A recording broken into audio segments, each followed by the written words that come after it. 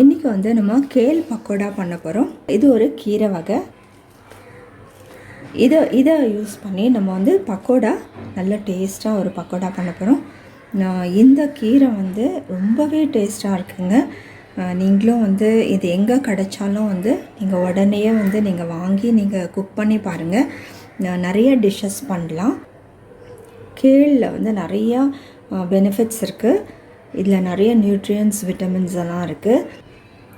நல்ல ஒரு ஹெல்த்தி கீரை இது நீங்கள் வந்து செஞ்சு பாருங்கள். இதில் வந்து நம்ம இன்றைக்கி வந்து பக்கோடா பண்ண போகிறோம். இது வந்து யூஷுவலாக நல்லா க்ளீன் பண்ணிக்கோங்க. ஏன்னா வந்து இங்கே பாருங்கள், இது போல் இருக்கிறதுனால இந்த இடத்துல வந்து கொஞ்சம் டஸ்ட்டெல்லாம் இருக்கும். நான் நல்லா க்ளீன் பண்ணி நல்லா வாஷ் பண்ணி வச்சுருக்கேன். இதை வந்து நம்ம பக்கோடானால் அப்படியே வந்து கட் பண்ணிக்க போகிறோம். இல்லைன்னா இந்த தண்டு தனியாக வந்து எடுத்துகிட்டு குக் பண்ணோம்.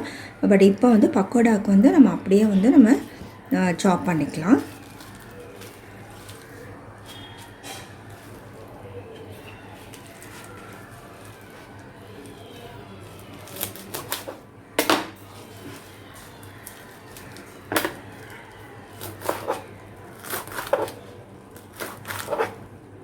இப்போ இது சாப் பண்ணியாச்சு. ஒரு கண்டெய்னருக்கு இது ட்ரான்ஸ்ஃபர் பண்ணிக்கலாம்.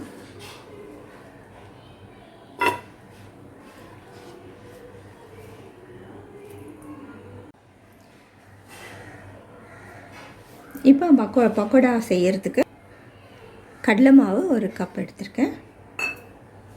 இதுக்கு 2 டேபிள் ஸ்பூன் அரிசி மாவு, அரை வெங்காயம், ஒரு பச்சை மிளகாய், ஒரு சின்ன துண்டு இஞ்சியும், பூண்டு வந்து அப்படியே நசுக்கி வச்சுருக்கேன் தோலோடு. அது நமக்கு அப்படி போட்டோன்னா நல்ல டேஸ்ட்டாக இருக்கும். தனியா கொஞ்சம் தட்டி வச்சுருக்கேன். ஒரு டீஸ்பூன் தனியா, அது வந்து 1 பாதியமாக தட்டி வச்சுருக்கேன். அதை ஆட் பண்ணிக்கலாம். சீரகம், சோம்பு, பெருங்காயத்தூள் அதையும் ஆட் பண்ணிக்கலாம். நம்ம இதில் கரம் மசாலா, கொஞ்சம் மஞ்சத்தூள், தேவையான உப்பு அதையும் ஆட் பண்ணிக்கலாம். இதில் 1 டீஸ்பூன் மிளகாத்தூள், கொஞ்சம் அஜ்வைன் இருக்குது, ஓமம் அதையும் வந்து ஆட் பண்ணிக்கலாம். கொஞ்சம் முந்திரி பருப்பு அதையும் ஆட் பண்ணிக்கலாம். இது எல்லாத்தையும் வந்து நம்ம ஃபஸ்ட்டு கலந்து விட்டுடலாம்.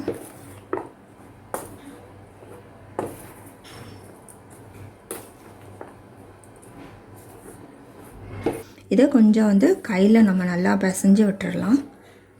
ஏன்னா வெங்காயத்தில் இருக்கிற ஈரப்பதம், கீரையில் இருக்கிற அந்த மாய்ஸ்சர் எல்லாம் வந்து நமக்கு கரெக்டாக இருக்கும். அதுக்கப்புறம் வந்து நம்ம கொஞ்சம் தண்ணி தெளித்து கலந்துக்கலாம். அங்கே இப்போ கலக்க நமக்கு வந்து எப்படி ஆயிடுச்சு பாருங்கள். இந்த மாவெல்லாம் வந்து கலந்தாச்சு. இப்போ வந்து நம்ம தண்ணி வந்து கொஞ்சம் தெளித்து நம்ம வந்து செஞ்சுக்கலாம்.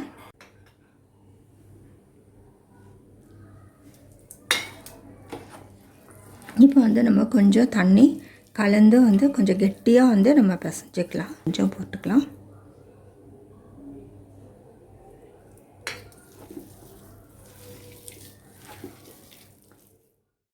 இப்போ நான் இது கலந்தாச்சு. இது போல் தான் இருக்கணும். இப்போ வந்து நம்ம எண்ணெயில் ஃப்ரை பண்ணிக்கலாம். இப்போ நம்ம கொஞ்சம் கொஞ்சமாக போட்டு ஃப்ரை பண்ணிக்கலாம்.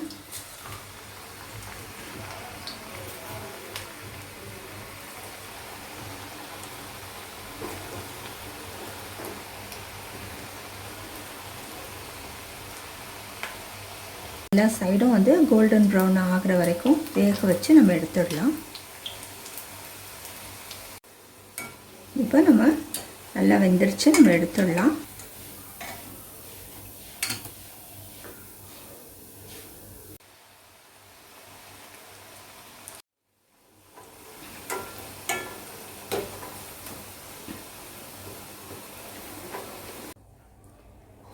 கேல் பக்கோடா சூப்பராக ரெடி ஆகிடுச்சு.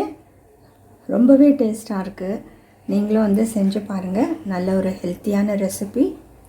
இது போல் வந்து எந்த கீரைனாலும் நீங்கள் ஆட் பண்ணலாம். பாலக் ஆட் பண்ணலாம். அதுபோல் அது முருங்கைக்கீரை கூட ஆட் பண்ணலாம். இது போல் வந்து நம்ம கீரைலாம் போட்டு ஹெல்த்தியாக பக்கோடா பண்ணால் வந்து உடம்புக்கும் நல்லது. நீங்களும் செஞ்சு கொடுங்க. சின்ன பிள்ளைங்களாம் நல்லா கீரை சாப்பிட மாட்டாங்க, அவங்களுக்கு இது மாதிரி நீங்கள் செஞ்சு கொடுக்கலாம். இதில் வந்து செஞ்சு பாருங்கள். செஞ்சு பார்த்து உங்களோட கமெண்ட்ஸ் எங்களுக்கு போஸ்ட் பண்ணுங்கள். இந்த வீடியோ பிடிச்சிருந்தால் லைக் பண்ணுங்கள், மற்றவங்களுக்கும் ஷேர் பண்ணுங்கள். ஹெல்த்தியான ரெசிபி பார்க்கணுன்னு எங்கள் சேனலுக்கு சப்ஸ்கிரைப் பண்ணுங்கள். தேங்க்ஸ் ஃபார் வாட்சிங்.